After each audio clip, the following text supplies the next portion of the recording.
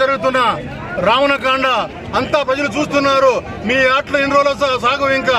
ఎందుకంటే మా రాష్ట్రంలోనే మా చంద్రగిరి నియోజకవర్గానికి ఒక ప్రత్యేక గుర్తింపు ఉంది.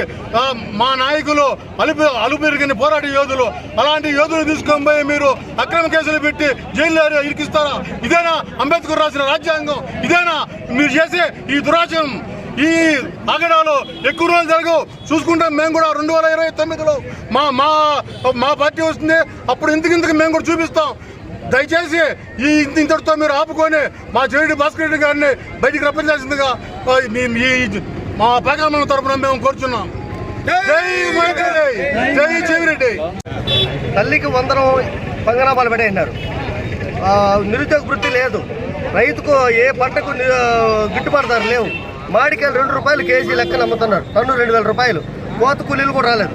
దయచేసి కూటమి పెద్దలందరూ పరిపాలన ప్రజలు బాగుపడేదానిపైన, రైతులు బాగుపడేదానిపైన, మీరు ఇచ్చిన హామీలు అమలు చేసేదానిపైన దృష్టి పెట్టండి. కానీ పోలీసు వాళ్ళు అడ్డం పెట్టుకుని కనపరిచే వాళ్ళందరినీ వైసీపీ పార్టీలో ఎవరైతే ముఖ్య నేతలు ఉన్నారో వాళ్ళందరిపైన కేసులు కట్టి వాళ్ళంతా జైల్లో పెట్టి చేస్తే ఇది వేరే రకంగా మీరు తీసుకోబోతున్న రాష్ట్రాన్ని బీఆర్గా చేస్తారా, ఇంకోటి చేస్తారా? ఈ 4 నెలల్లో ఏమొచ్చేయండి అయిపోయినాక మళ్ళీ మీకైతే వర్తిస్తుంది. ఇది ఒకసారి గుర్తుపెట్టుకోవాల్సిన అవసరం ఉంది. మీరు పల్లెల్లో ఈరోజు విషబీజాలు మేపుతున్నారు. రేపు మీరు ఎక్కడో ఉంటారో పల్లెల్లో పడే వాళ్ళు రేపు పడుతుంది సమస్యలు ఇవన్నీ ఫేస్ చేసేదానికి వాళ్ళు కూడా రెడీగా ఉండాలని చెప్పేసి మా కూటమి పెద్దలందరికీ తెలియజేసుకుంటున్నాను. ఈ సంస్కృతి రాష్ట్రంలో వద్దు. పరిపాలన దృష్టి పెట్టండి. మీరు ఇచ్చిన హామీలను నెరవేర్చండి. ప్రజలే పదాం. మీకేస్తారా వైసీపీ పార్టీకి మాకేస్తారా ఓట్లు? రేపు 29లో చేర్చుకుందాం.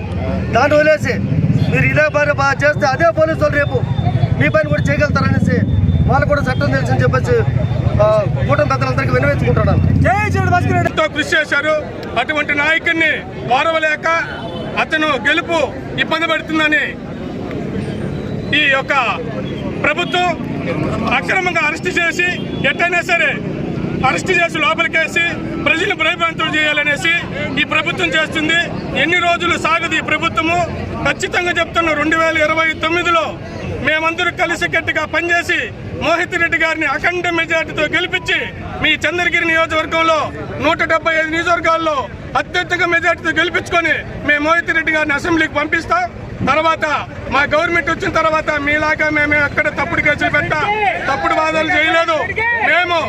మేము చెవిరెడ్డి భాస్కర్ రెడ్డి అన్న గారు ఆ తెలుగుదేశం కార్యకర్తలనే కాపాడాడు. ఇది కావాలంటే రాసుకోవచ్చు. 175 నియోజకవర్గాల్లో ఏ తెలుగుదేశం అని ఉన్న చేయి చెప్తే వాళ్ళు కాపాడిన వ్యక్తి ఎవరెవరు ఉన్నారంటే ఒక చెవిరెడ్డి భాస్కర్ రెడ్డి ఒక్కడే.